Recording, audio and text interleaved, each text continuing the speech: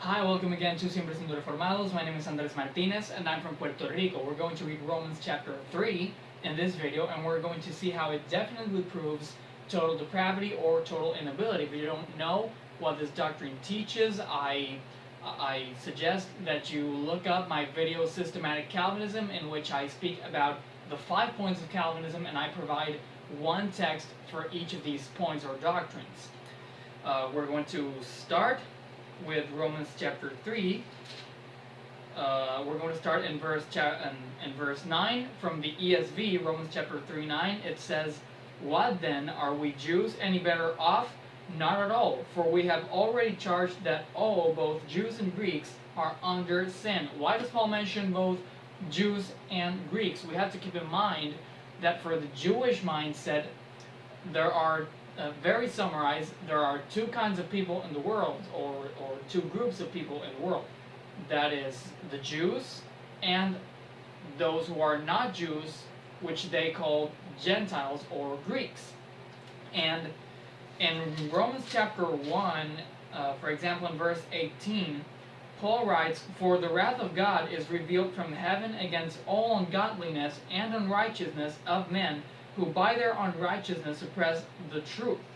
Now, he's talking about men in plural, that by their unrighteousness and their ungodliness, they suppress the truth. And in chapter 1, from verse 18 all the way to the end, he lists all the kinds of sins that all human beings commit, all the kinds of sins in which human beings engage. And so, he's speaking, obviously, of all men, that is, Jews and Gentiles. And for example, also in chapter 2, we read, "Therefore you have no excuse, O man, every one of you who judges. For in passing judgment on another, you condemn yourself, because you, the judge, practice the very same thing." So Paul is charging all people, every one of you who judges other people. If you judge someone else, then you have condemned yourself, because you practice the same things that you condemn.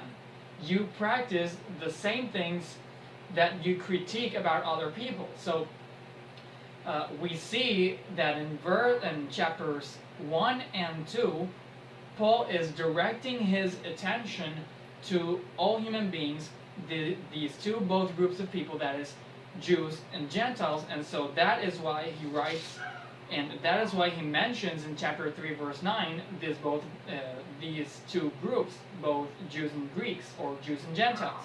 He says, "What then? Are we Jews any better off? No, not at all, for we have already charged that all, both Jews and Greeks, are under sin." Now, what does it mean to be under sin? For an Arminian, it could be that someone is under the influence of sin. It could mean that someone is more inclinated to sin than to obey God's law, but it doesn't mean that you can't obey God's law. It doesn't mean that you don't have free will. Well, the problem with that is the usage of the Greek preposition under in the Bible. The Greek preposition used for this word under is hupo, and this Greek word can be used to say that something or someone is under the authority or the dominion of somebody or of someone or something. For example, we could look at Romans chapter 6 in this same book. Romans chapter 6 verses 14 and 15, it says, "For sin will have no dominion over you." Notice that it's talking about dominion. "For sin will have no dominion over you, since you are not under law, but under grace." What then? Are we to sin because we are not under law, but under grace? By no means. Notice that Paul is saying the reason why sin will have no dominion over us anymore is because we are not under the law. We are not subordinate to the law. We're not under the authority or the dominion of the law. So sin will have no authority or dominion over us. And here, obviously, it uses that same Greek word, hupo. We can also look at Galatians chapter 3, verse 10. In Galatians chapter 3, verse 10, it says the following. For all who rely on works of the law are under a curse, for it is written, Cursed be everyone who does not abide by all things written in the book of the law and do them. So, if we rely on our own works for salvation, then we are under a curse. That is the curse of the law. So, if we rely on our own works, we're under this dominion of the law. We're under this curse. We're under this authority of the law, and we're therefore under the dominion of sin, as we see in Romans chapter 6.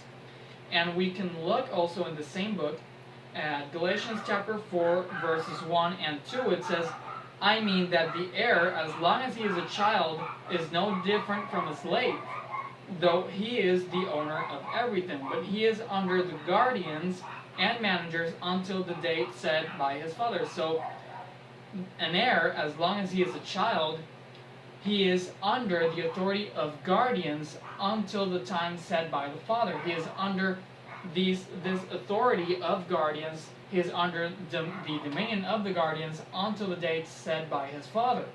So we can see that the Greek word, or the Greek preposition hupo, is used to communicate that something or someone is under the authority of something or someone. Now, we Calvinists believe that this is the sense given to this preposition in Romans chapter 3, verse 9, given the description that Paul gives us about the people who are under sin.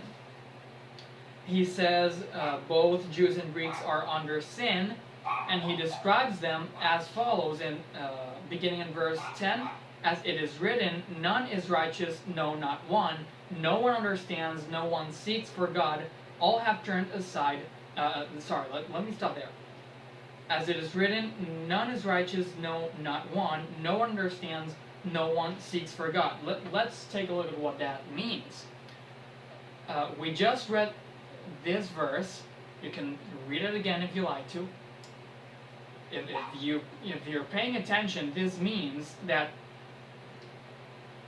human beings, both Jews and Gentiles, are under sin, under the authority of sin, and as such, they do not seek God, and they do not understand God. So, some people could say, some Armenians could say, that people don't seek God because they don't want to. That's an Armenian talking, and of course they don't. That's not a refutation of the Calvinist position, because we believe that human beings, by nature, they cannot and will not, that is, they don't want to, obey God's law. They don't want, and they cannot seek God. So it's both things. Saying that people don't seek God because they don't want to is not a real refutation of the Calvinist position. And we can continue. In verse 12, all have turned aside, together they have become worthless, no one does good, not even one. And let us stop there for a second. For us Calvinists, that makes us think that, well, obviously, man is so evil that he does not do good works. Man is so evil that he does not good, he doesn't do anything good. And an Armenian could point out, well, people do good things every day. Yes, they do, but the problem with that argument, of course, Ephesians 2:10 says about Christians that God is the one who prepared beforehand, as the ESV says it, God is the one who prepared beforehand the works that the Christians would do. The works of the Christians, so they would walk in them. That is Ephesians 2:10. And about unbelievers, I actually believe that unbelievers do good things because God is restraining them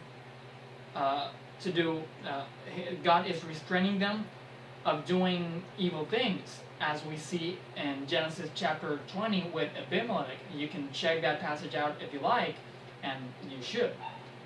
So, why do people do good things? For Christians, it is because God is the one who foreordained those works so we would walk in them, And for unbelievers, God is restraining their evil. If it wasn't for the providential control of God, those unbelievers would be doing right now, every one of them would be doing any kind of imaginable sin, any kind of sin we can imagine right now and all the time. And we continue in verse 13. Their throat is an open grave. They use their tongues to deceive. The venom of asps is under their lips. Their mouth is full of curses and bitterness. Their feet are swift to shed blood. In their paths are ruin and misery, and the way of peace they have not known. And look at this. There is no fear of God before their eyes. Now, I asked, if human beings are under sin or under the authority of sin, and as such, they do not understand God, they do not seek God, they don't do anything good, and they don't have fear of God, is their will actually free to do good things, to seek God, and to choose to have fear of the Lord? If human beings are under the authority of sin, and as such they do all the things that Paul lists here, are they actually free from the dominion of sin to do otherwise, to do the contrary of all that Paul has listed here? That is the crucial question we should ask to our Armenian brothers. And I believe the answer is obvious. They are not free to do otherwise. They are not free to do the contrary of what Paul has written here if they are under the authority of sin, if they have not known Christ yet.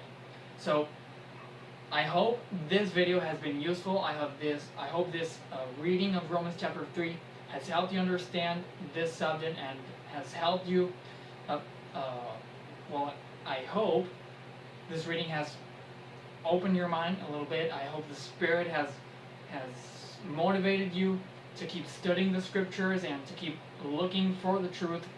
I personally believe that this is the truth of God, but I hope the Spirit demonstrates this to you. I hope the Spirit shows this truth to you by this material and by the material of anyone else you can see. So thanks for watching this video. God bless.